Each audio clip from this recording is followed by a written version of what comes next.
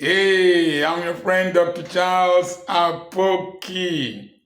I want to dwell on a controversial issue. I want to have another look at tithes. Everywhere church people are quarreling over tithes, tithes, tithes, tithes. You don't need that quarrel.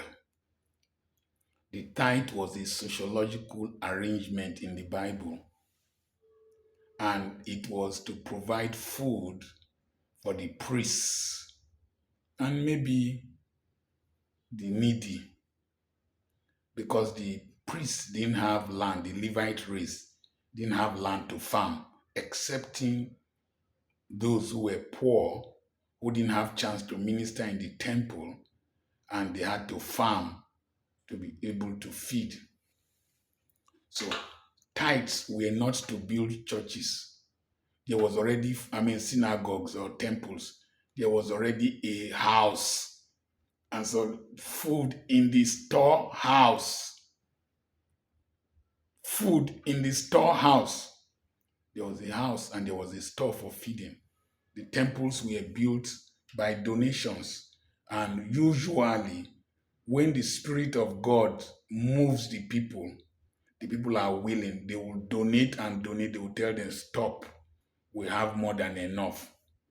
So anytime you are cajoling people, you are condemning people, you are pressurizing people, you are threatening people, the Spirit of God is not there. It's no longer willful giving. It's no longer a cheerful giving.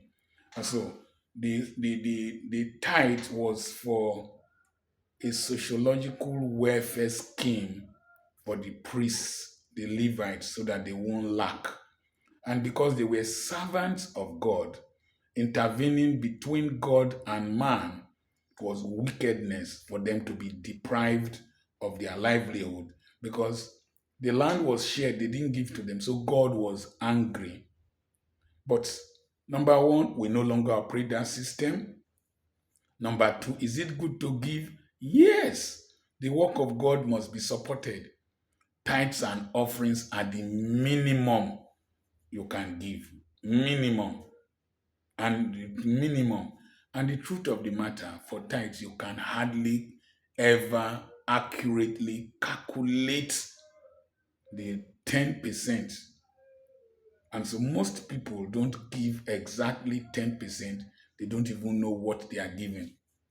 So stop being egotistic and as if you are more spiritual than any other person. I don't like deceiving myself.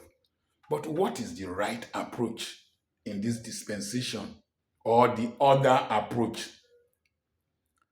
We had a church in my community run by Reverend Samson Bojo. I encouraged him to set up that church. And we had a problem. Number one, there was poverty. Number two, some of the women were in church.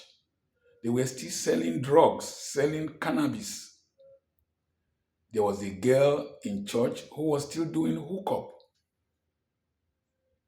And so, Salimowitz Foundation, please remember that name. Salimowitz Foundation is based in Lagos.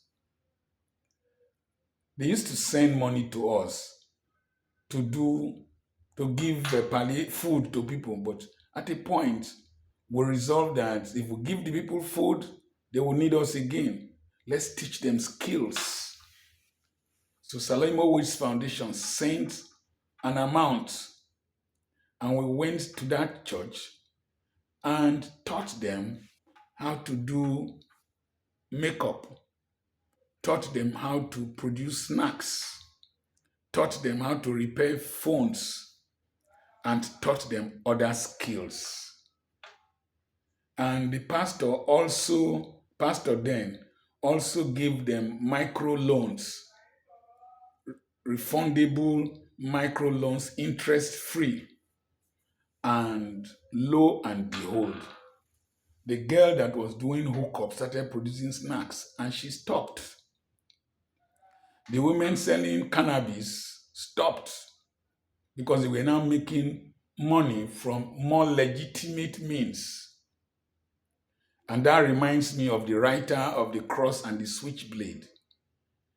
Nicky Cruz was a gangster, and the way the man won him to Christ, when somebody interviewed him, he said that if you want to take a bone from a dog, you don't struggle the bone with the dog. You just give it a fatter bone. It will drop the other bone without flesh and pick the one that has flesh. And so we gave them a fatter piece of meat, skills, and funds. Do you know they stopped selling cannabis? The girl doing hookup stopped hookup. I gave scholarship to children there. This year I increased it to 10. By next year I want to increase it to 20. One of the women used the scholarship money to start trading. She subsequently paid the school fees and started living well. Now, the good news is that the income of the church increased 300%. 300%. What was the difference? It wasn't threatening them. It wasn't by shouting at them. It wasn't by quarreling over doctrines. Money is worse than cocaine. Money, they catch person. They intoxicate person because money is an idiot. When the people saw more income, they gave more to God or to the church, knowing that the skills came from the church, the loans came from the church gave scholarship to their children, and that church, as small as it is, very, very committed. The last time I went there, the juju priest was there. Some kind of people that don't enter churches were there because the church has become a source of benefit to their lives. Teach the people how to make money, how to create wealth. They will bring wealth to the church. They are not that wicked. Number two, if they know that there are benefits in the church, they will come to church. I am your friend, Dr. Charles Apoki. I know you don't like me. Do I really care? However, I have a seminar coming up on the 5th and on the 6th of July by 7 p.m. Nigerian time. Registration fee is 10,000 naira.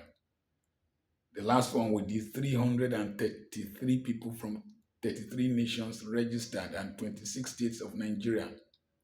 Send a message to +234 7052136763. I will send you the flyer and I will register you for the master class. I have properties for sale. I have lots of books for sale. God bless you. I am the area grandfather, Dr. Charles Apoki.